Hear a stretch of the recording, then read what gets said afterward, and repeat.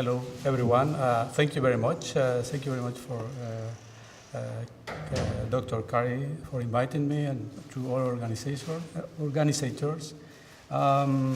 would like also to thank our directors of the project, ERC, Aurora Perez and Martin Jansen as well. As she mentioned, this wonderful initiative to actively involve indigenous peoples in doing research of our own heritage.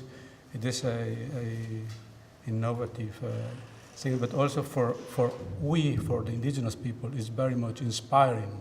We see a sort of hope in the future.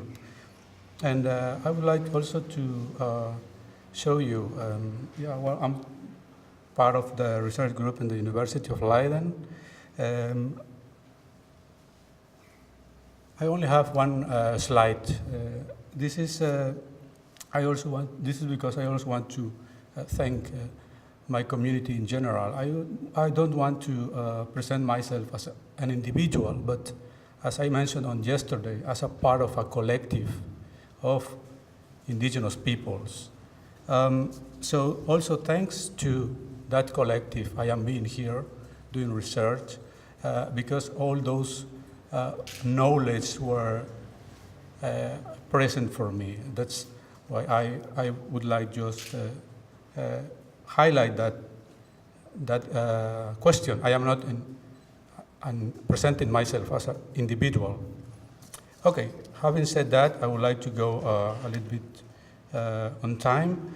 First of all, I would like to clarify that my contribution will turn around on my own experience as a researcher on cultural heritage, obviously, and also as a part of the indigenous peoples collective, the Maya people.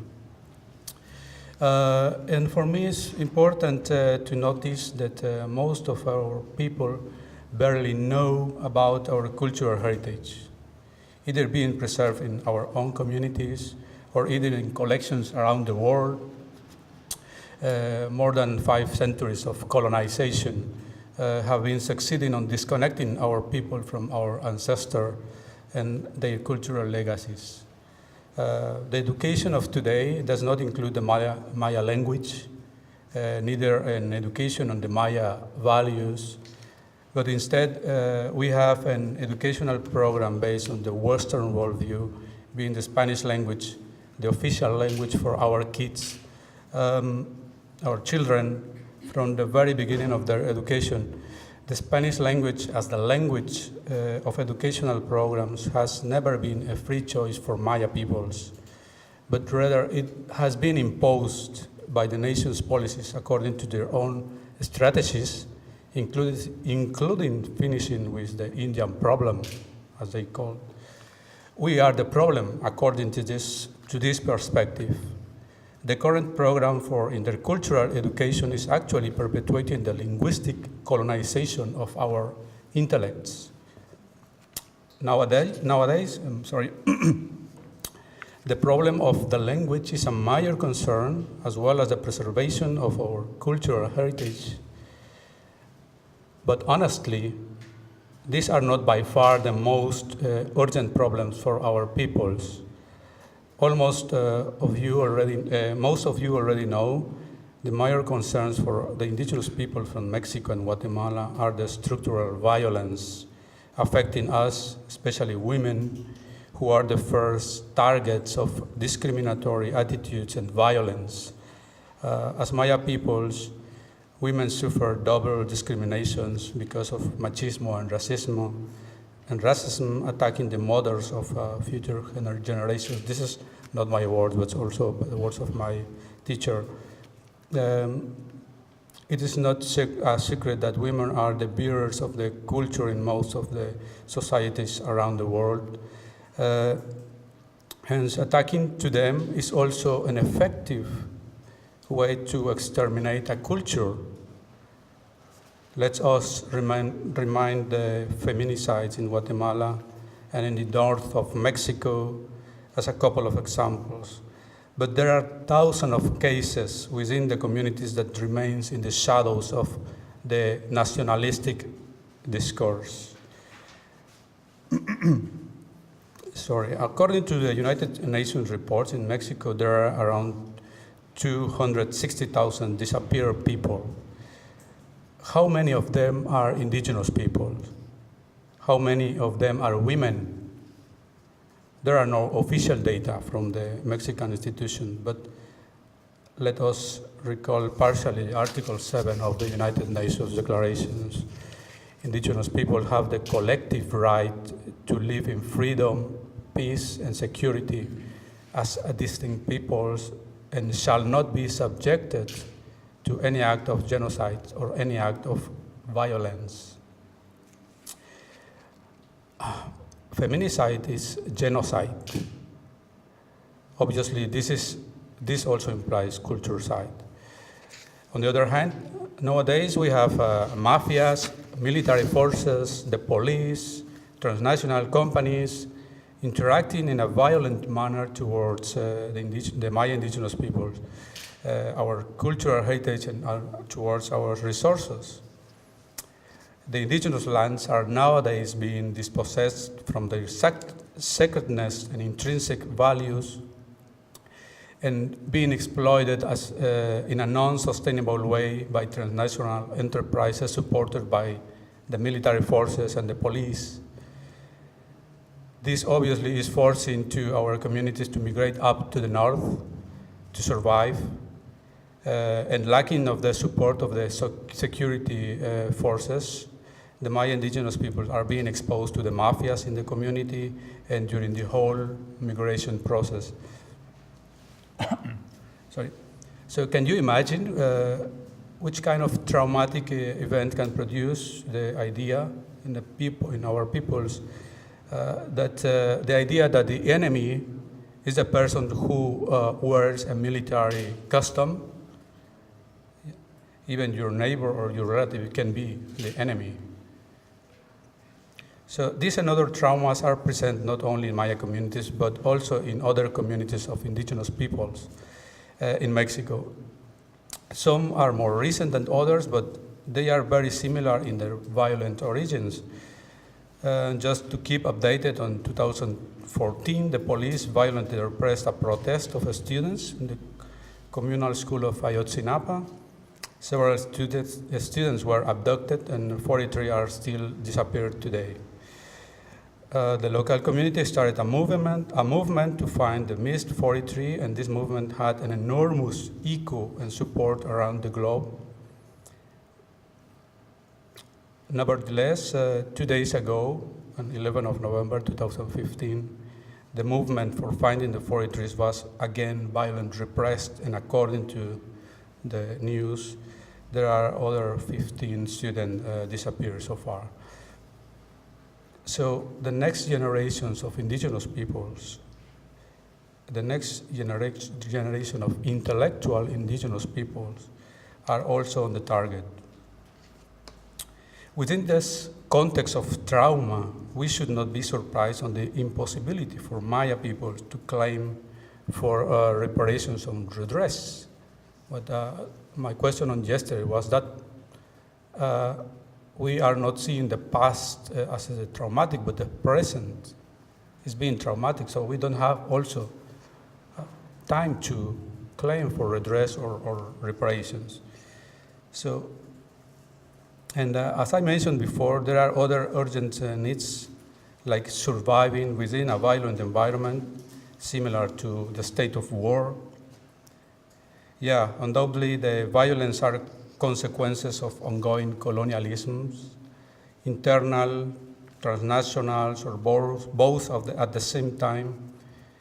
So ideally we could contribute on the discussion of reparation and redress after we become decolonized peoples and live in the condition of being indigenous people, as a peoples oppressed.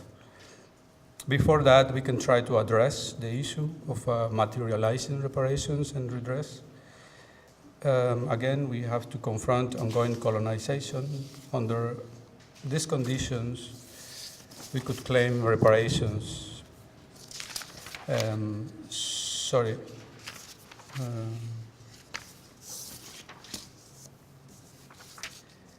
But from who and to whom? Yeah, thank you. What's the role of the Mexican and Guatemalan states, the whole process of reparation and redress? What is the role of international community and institutions? What is the role of the former colonial powers as Spain and United Kingdom in the case of the Maya peoples?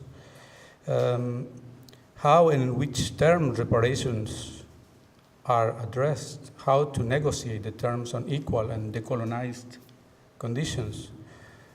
What is the meaning of gender in the politics of redress?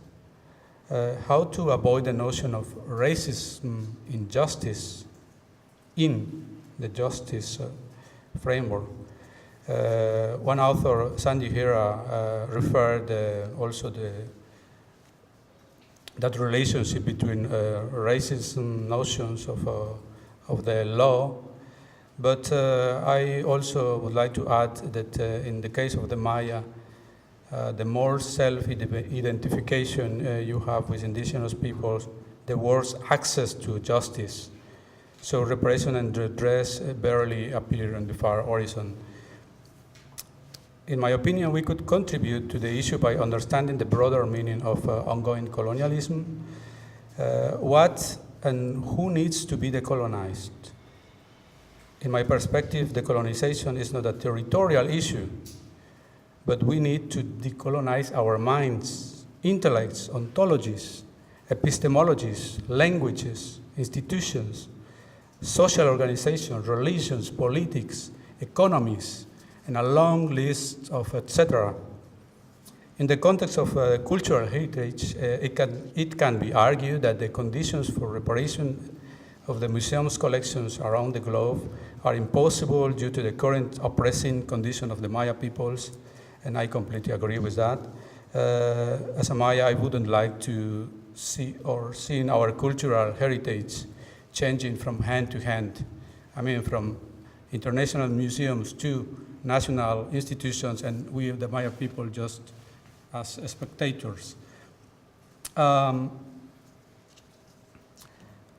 the other hand, I believe that we could start the issue of reparations and redress from a less materialistic perspective. This is not just about giving back objects, which is important, but for me it's about undoing cultural colonization, and I'm going to finish.